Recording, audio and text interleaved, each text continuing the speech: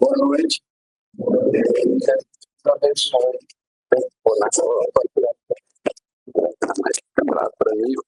Agradecendo ao helicóptero.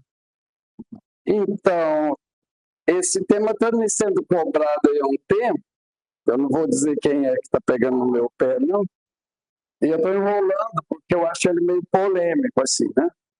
Mas tem que ter uma primeira vez. Hoje a gente vai só lançar umas ideias aí, umas sementes, para a gente ir amadurecendo, e a gente quer que todo mundo que pense, né? Qual é o seu papel no planeta, né? Nesse sentido. Algumas coisas que a gente vai falar aqui, eu acho que vocês fazem. Se não fizer, é fácil também. E a gente vai trocando ideias aí, vamos pensando, vamos refletir. Eu queria começar fazendo uma proposta diferente para vocês. Vamos imaginar que vocês são um bando de crianças, tá bom? Eu sou o tio da evangelização. Por quê? O Chico Xavier e o Meio Lúcio escreveu esse livrinho aqui, um pequeno, grande livro, para o público infantil e para os pré-adolescentes. Com lições muito importantes, ela é para todas as idades. E aí eu vou contar uma historinha para vocês, tá bom? E eu vou ler, eu achei melhor ler porque ela é curtinha e ela passa uma lição muito grande para a gente começar essa conversa. Ela é a história 14, chamada O Descuido Impensado. No orfanato em que trabalhava, Irmã Clara era o ídolo de toda a gente pelas virtudes que lhe adornavam o caráter. Era amiga, devotada, diligente. Daquela boca educada não saíam más palavras.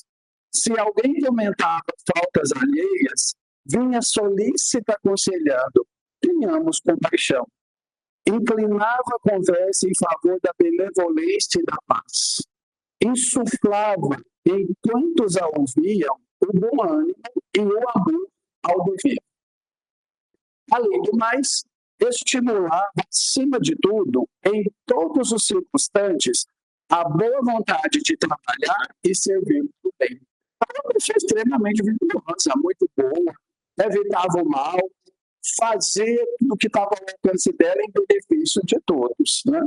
Irmã Clara, dizia uma educadora, tenho necessidade do vestido para o sábado próximo. Ela, que era a costureira dedicada de todos, respondia contente. Trabalharemos até mais tarde. A peça ficará pronta. Irmã, intervinha uma das crianças. E o avental? Amanhã será entregue, dizia Clara, sorrindo. A gente às vezes fala que vai fazer bravo, né? Ela dizia, sorrindo. Em todas as atividades, mostrava-se a desvelada criatura qual anjo de bondade e paciência. Invariavelmente rodeada de novelos de linha, respirava entre a agulha e a máquina de costurar. Nas horas da prece, demorava-se longamente, encontrita na oração. Com a passagem do tempo, tornava-se cada vez mais respeitada. Seus pareceres eram procurados com interesse. Transformara-se em admirável autoridade da vida cristã. Em verdade, porém, fazia por merecer as considerações de que era cercada. Amparava sem alarde. Ela era um poço de virtudes. Tudo assim, né?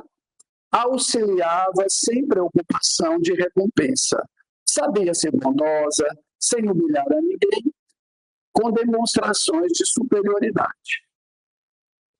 Rolaram os anos, como sempre, e chegou o dia em que a morte a conduziu para a vida espiritual. Finalmente chegou o dia da partida dela para a vida espiritual. Na Terra, o corpo da inesquecível benfeitora foi rodeado de flores e bênçãos, da homenagens e cânticos, e sua alma subiu gloriosamente para o céu. Um anjo recebeu-a, carinhoso e alegre, à entrada.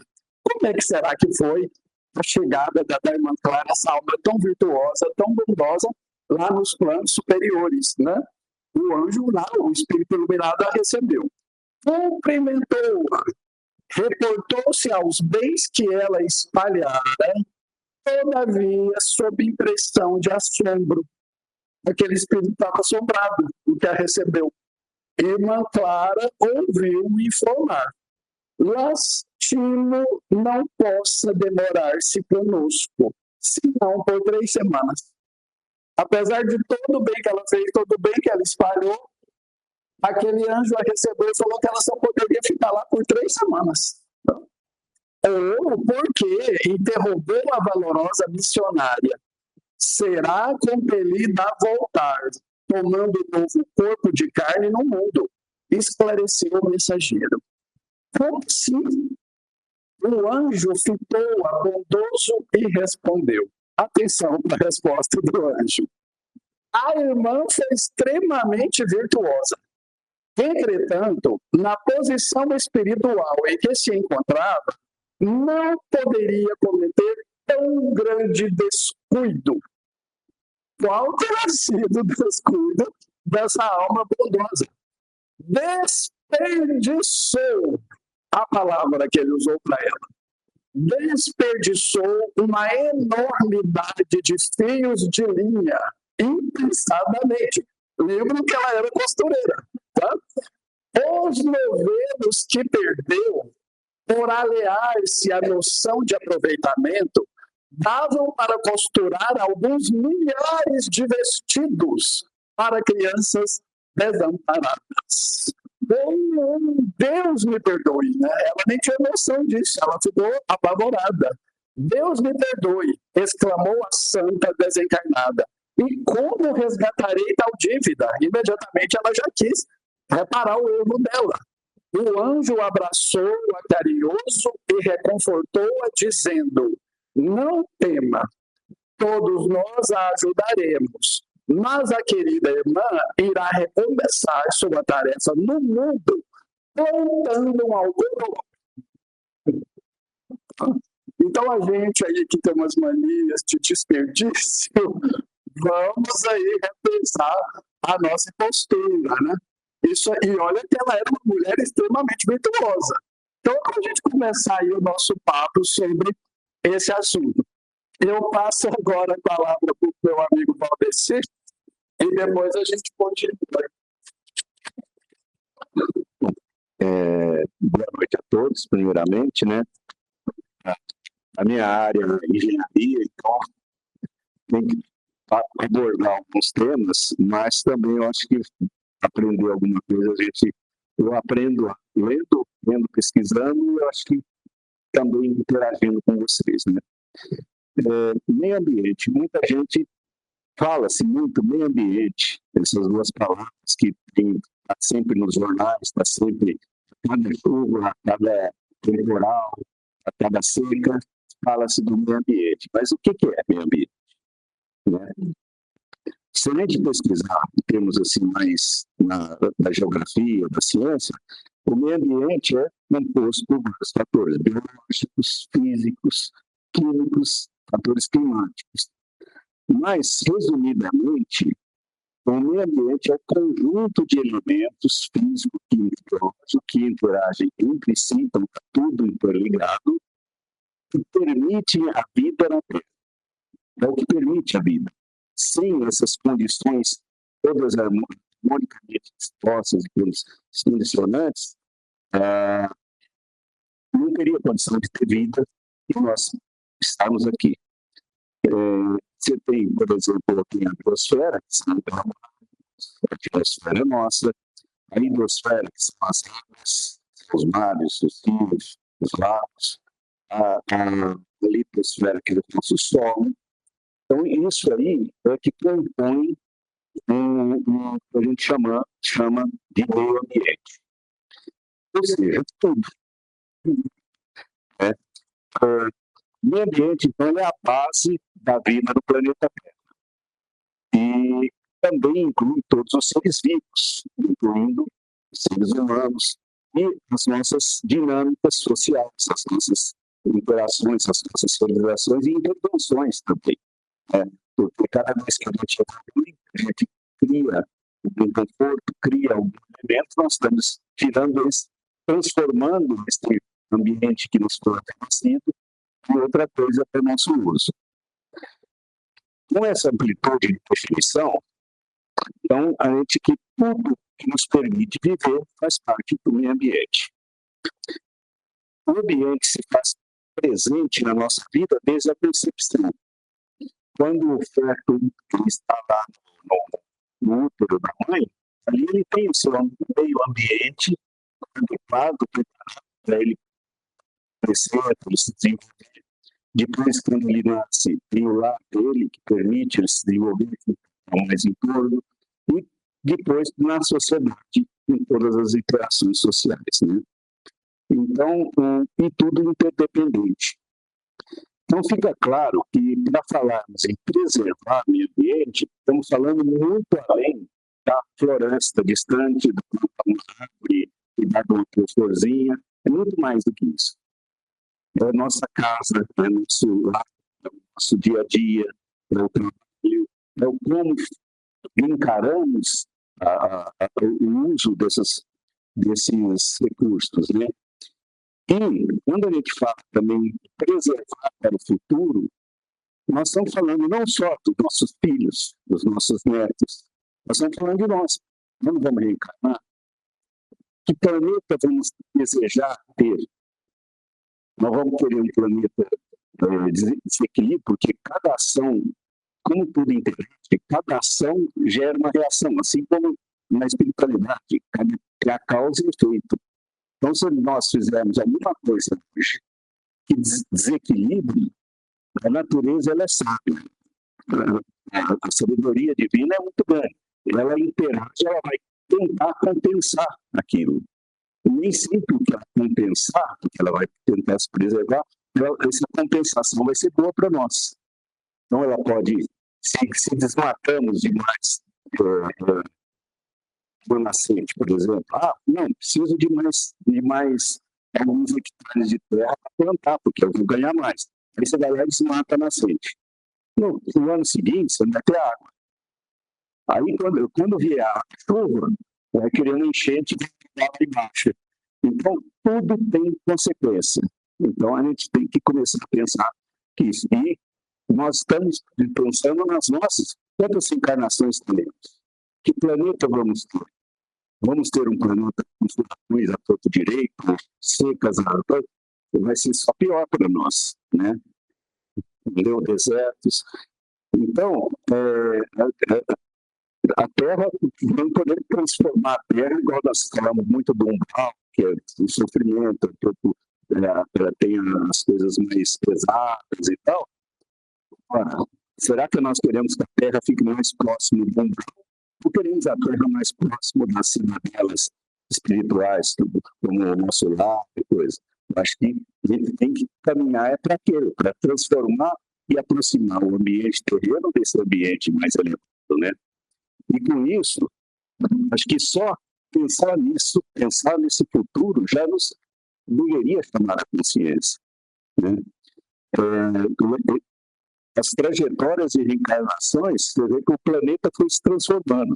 E tem um detalhe que a gente não fala, mas às vezes se eu estiver transitando em outro continente, bom, não é nada, não está me afetando aqui.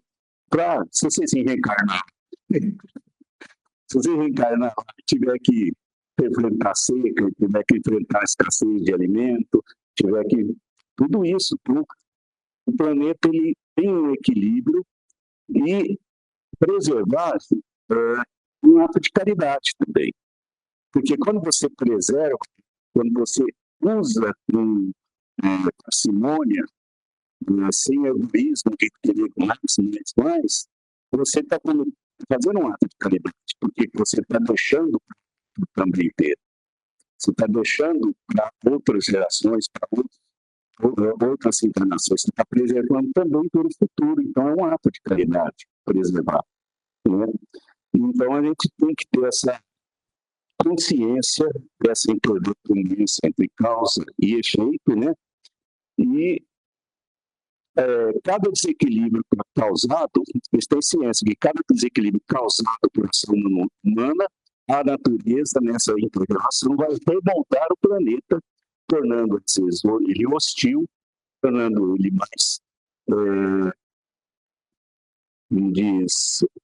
mais difícil de lidar, mais imprevisível, inclusive. E nós estamos hoje num momento que essa imprevisibilidade já está presente. Antes do ser humano ter a revolução, que foi a revolução industrial, que hoje nos permite ter todo esse conforto, internet, ter tudo isso, o planeta não tinha essa intervenção. Quando a gente faz isso, passou pela revolução industrial, jogou muitos poluentes na atmosfera, degradou rios, degradou mares, e isso aí está causando um aumento médio da temperatura. Esse aumento médio da temperatura, a gente pensa assim, aumentou meio grau, aumentou 1 grau. Não é nada, isso é médio, do planeta inteiro. Então, nós temos regiões com menos 40 graus, tem regiões com 50 graus positivos de calor. Então, quando você fala assim, um aumento de 1 grau, aí muda correntes, o vento que corria num sentido, corria no outro. Esses dias eu estava falando, por exemplo, que há uma preocupação muito grande, porque a alteração da temperatura do mar, do Oceano Atlântico, já está comprometendo a corrente, porque a natureza é muito linda.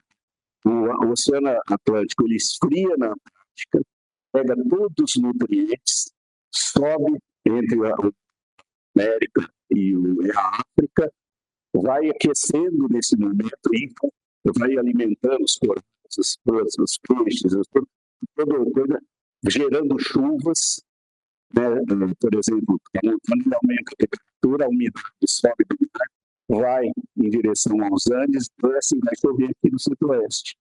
São rios aéreos que caem aqui, essa chuva cai aqui, né? E essa corrente, como ela está esquentando, ela está diminuindo a velocidade. Ela vai até o Polo Norte, esfria de novo e volta para de novo fazer todo o trajeto. E isso aí faz a nossa sequência de chuvas. Nossas plantações, tudo que a gente tem aqui depende dessa corrente. Então, esse meio grau, 1 grau, pode causar esse desequilíbrio que vai levar a ter secas, ter desertos. O Saara já foi fértil. Há 10, 15 mil anos atrás, ele era uma floresta. Tem pinturas preces de publicações antigas que mostravam a pessoa nadando, pescando, girafa, no Saara. Então, a gente vê assim, que essa mudança afeta e nós temos que começar essa consciência e a cada ação nossa, estou fazendo direito, estou preservando, estou usando o som necessário.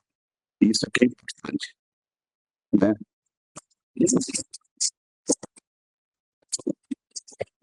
Então, eu trouxe aqui agora umas coisinhas para a gente compartilhar. Uma das coisas que acho que quase todo mundo faz é reutilizar a sacolinha de plástico para pôr o lixo. Tem gente que pega e joga no lixo. Mas se você tem muitas, há casos de algumas ir parar no mar, dizem que as tartarugas comem. Aí dali para frente já era, né? Então, as pessoas falam assim, falar é fácil, eu quero ver você fazer, né? Porque depois vocês vão cobrar de mim também.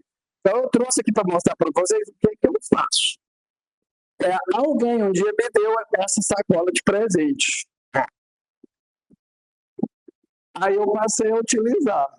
Quando eu vou à padaria, ao invés de eu pegar os produtos e a menina põe no saquinho, do saquinho para sacola, eles lá me chamam do homem da sacola.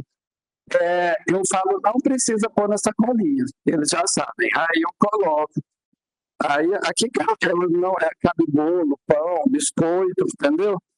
E aí eu coloco e vou. Aí eu saio dando arroz. Uma mão desse tamanho que esteja pendurado e o povo olhando e rindo, né? Mas é melhor eles rirem de mim e eu saber que eu estou fazendo alguma coisa para o meio ambiente. Eu pretendo ter mais coragem, que no supermercado ainda eu não vou, não. Eu quero arrumar maiores para eu ir ao supermercado. Outro dia eu vi um cara aqui no Tati que eu falei, não, eu estou perdendo tempo. Já tem gente que faz. E ele punha tudo na sacola, só aqueles produtos assim, que não tem jeito mesmo que ele usava a sacolinha. Mas pelo que ele estava ali, ele economizou no mínimo umas 6 dessa. Esse daqui, que é aquele saquinho que a gente põe, né? Banana, batata, porque a gente põe numa dessa para depois passar para essa. Geralmente ele sobra. Aí, os que sobram lá em casa, isso eu já faço. Eu levo para o supermercado. Eu levo no bolso, assim, aí lá eu tiro e coloco. Então, eu reutilizo até o tanto que eles aguentam. É melhor do que jogar no lixo e ter todo esse processo. Agora aqui, um creme de barbear, um desodorante e um hidratante vazios. Não ponha no lixo. Para quem não sabe, o Boticário, eu sei só do Boticário, ele recicla esse material, viu? Ele reutiliza. Pode ser de outras marcas.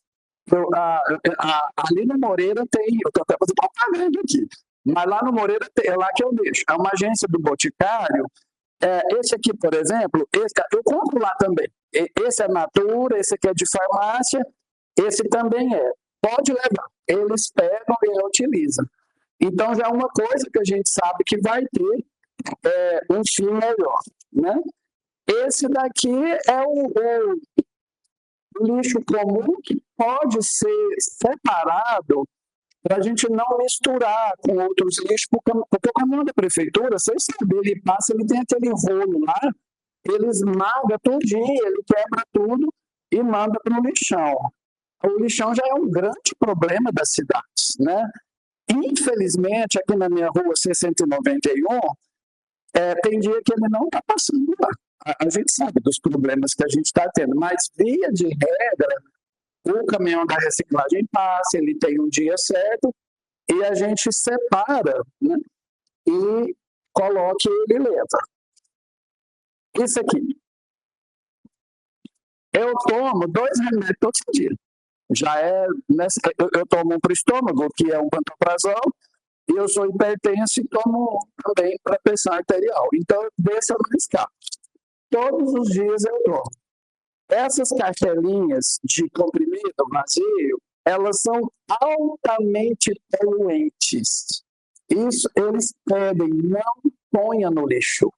Ela é feita de alumínio desse lado e de PVC do outro. E os dois são altamente poluentes e é um produto que a obra-prima dele tem que ser explorada da natureza, é um estrago muito grande. Mas o que eles dizem? Ele é altamente reciclável também, tanto o alumínio quanto o PVC. Sem contar que, se colocar no lixo, ele vai para o meio ambiente e ele polui mesmo. É uma poluição pesada. E discutiram,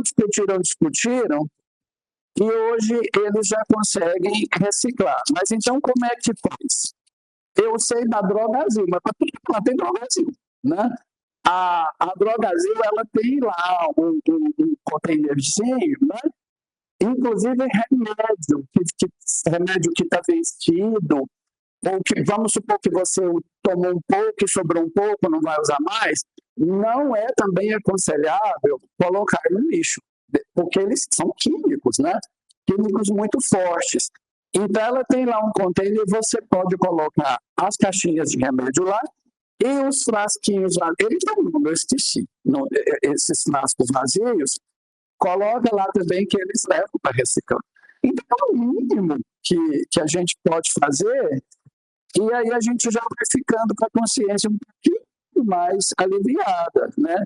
Já fala assim, não, eu não sou ecochato, né? Que os povos chamam a gente de ecochato, com isso, com aquilo, né? Mas já é assim, alguma coisa que a gente pode fazer. Aqui no Evangelho, segundo o Espiritismo, tem a famosa lição do homem de bem, né? Que a gente comenta, a gente fala muito dela. Ela tem um parágrafo aqui que diz assim, ó, ele vai dizendo, né? Ela é uma orientação para a gente ser uma pessoa melhor. E aqui num dos parágrafos mais finais, ele diz assim: o homem de bem, a pessoa de bem, né? Naquele tempo a gramática era mais usa, mas não abusa dos bens que lhes são concedidos. Aqui no Evangelho, segundo o Espiritismo. Usa, mas não abusa dos bens que lhes são concedidos, porque sabe que são um depósito de que ele deverá prestar conta, e que o emprego mais nocivo que poderia fazer disso, contra ele próprio, seria usá-los para a satisfação de suas próprias paixões, né? Tem gente que, às vezes, assim, fica brava, fala, fulano, mas você paga a luz da casa tudo acesa, tá na cozinha, a luz da sala tá acesa, a luz dos quartos tá acesa, né? Aí ele fala para você assim, quem paga a conta da luz aqui de casa sou eu ou você, né? Mas não é porque você pode pagar que você pode desperdiçar um bem que é caro e que a gente sabe das dificuldades que é. Uma amiga minha que é ambientalista, também ela é danada, assim, se ela não esquenta a cabeça, não.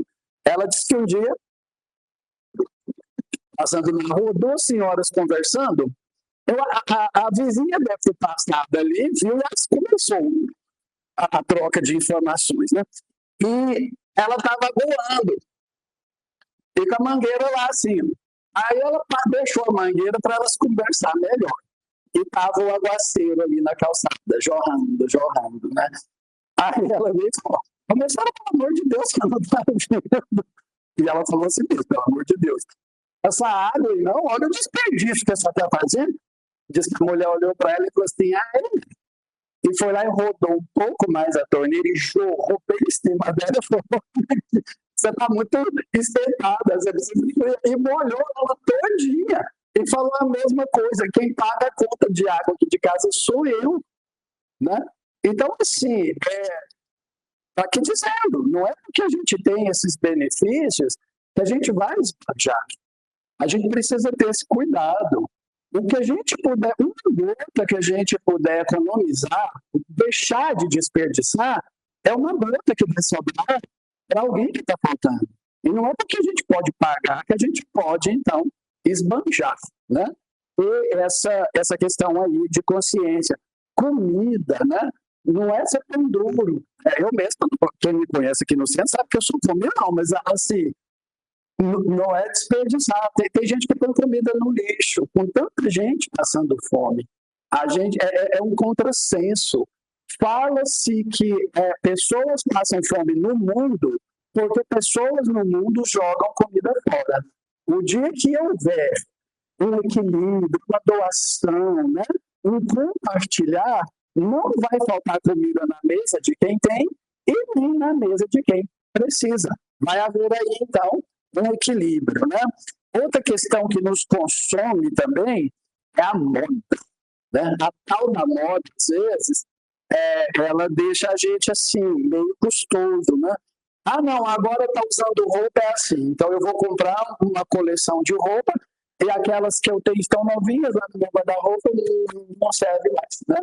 Às vezes a pessoa fala, não, eu vou doar para o bazar, e isso é bom, mas às vezes até nisso a gente tem que ter um cuidado, né? Eu trouxe aqui, hoje eu trouxe um monte de livro pequenininho, mas eles têm conteúdos bons. Esse é da Joana de Ângeles. Ela fala assim, ó, sobre a moda, né? Eu vou ler só um pedacinho aqui. A roupa é feita para o homem e não este para viver em função dela. As modas são caprichos de mercado para granjear recursos, estimulando a insensatez e a imaturidade das pessoas. O que ela diz?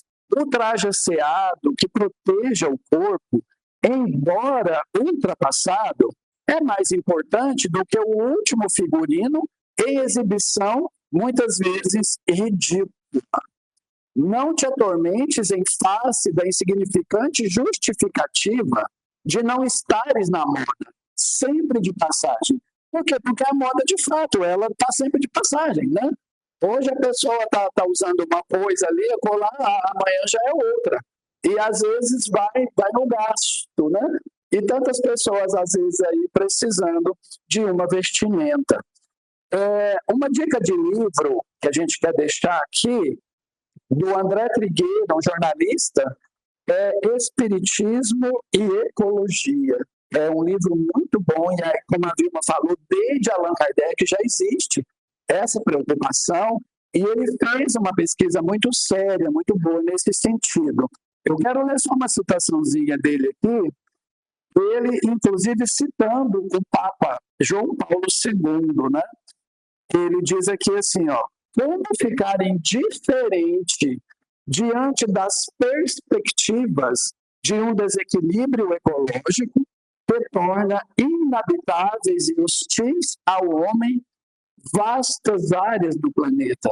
Não dá para a gente ficar mais indiferente. Alguma coisa a gente precisa fazer. Agora está chovendo, tá bom, né? Está fresquinho. Mas vocês lembram que estava antes de vir essa chuvarada, né? Estava aquele calorão insuportável e a gente com medo até de que não viesse, ou que viesse pouco. E às vezes quando vem demais também. Né? Como o Valdeci bem colocou aqui.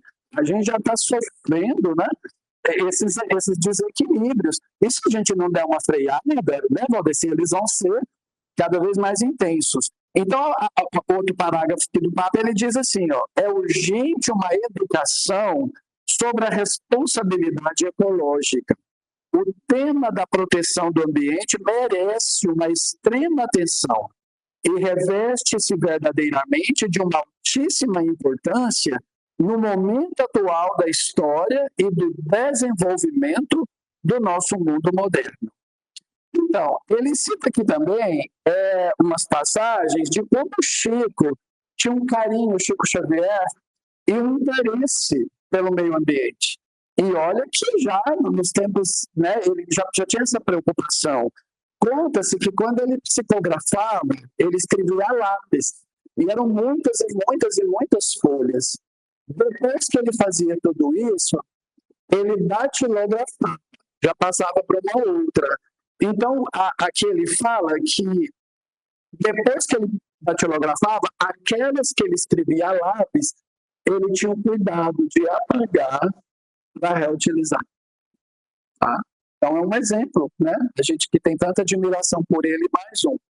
Outra passagem do Chico que todo mundo conhece aqui é que quando ele ainda não estava na sua produção mais assim forte, foi quando ele conheceu Emmanuel. Fala-se que quando ele estava nos dias difíceis, nos dias de tormenta, das dificuldades dele, lá em Pedro Leopoldo, ele ia para um açude, onde tinha uma água cristalina, uma água bonita que jorrava ali. Ele sentava ali na natureza, era no meio da natureza que ele se acalmava. Era em meio à natureza, em meio às plantas, aquela água limpinha, cristalina, que ele encontrava ali a paz, o refazimento. E foi nesse açude que o Emmanuel apareceu para ele, a primeira vez, e fez para ele a proposta de trabalho da grande missão dele. E nós sabemos que a natureza ela oferece energias para a nossa revitalização. Imagina se aquele açude já fosse poluído, igual muitos rios têm hoje, tivesse aquele mau cheiro que muitos rios, infelizmente, têm. Como que ele ia meditar num lugar desse? Não ia ter como, né? E uma última aqui que todo mundo conhece também, só para a gente lembrar, porque depois que ele foi para Uberaba, dizem que ele gostava demais de reunir o pessoal, fazer um culto debaixo de um abacateiro. Tem até um livro sobre esses cultos, esses eventos, que chama A Sombra do Abacateiro. porque na sombra daquela árvore, que a abacateira a gente sabe, ela é uma árvore grande, né? Ele tinha ali o aconchego, né? O acolhimento, e eles se refaziam ali naquela sombra. Fala-se que ele gostava de plantar rosas, então ele tinha aí todo esse cuidado com o meio ambiente. Então, o que a gente queria passar para vocês hoje, esse é só um começo de conversa, é para a gente pensar o que a gente pode fazer. A gente vai encerrar com uma mensagem do Torres Pastorino, esse livrinho também não é novo, tá? E já tinha essas preocupações que nem eram tão escandalosas hoje, que é a lição número 102. O recado que ele dá para nós é esse aqui, ó. A terra espera pelo seu auxílio. Ela lhe dá o ar para respirar desde que nasceu, a água para descedentá-lo, o alimento para sustentá-lo, a residência para protegê-lo. E você? Que é que você dá em retribuição?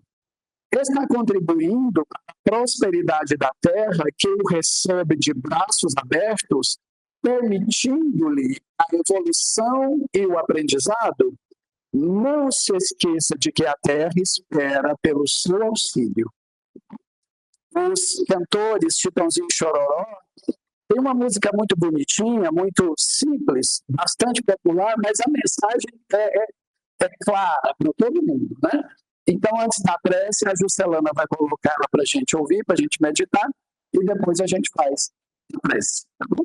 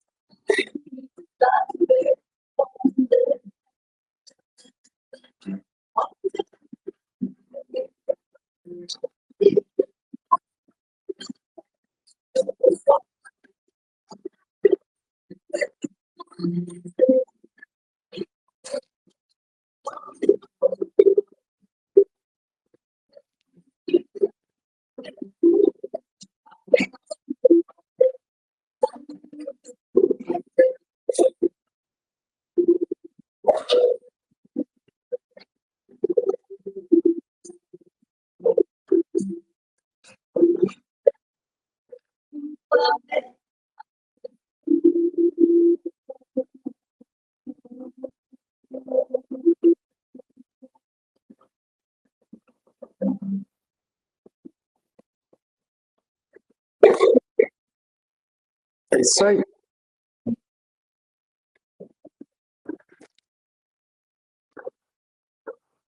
Então, boa noite, queridos irmãos.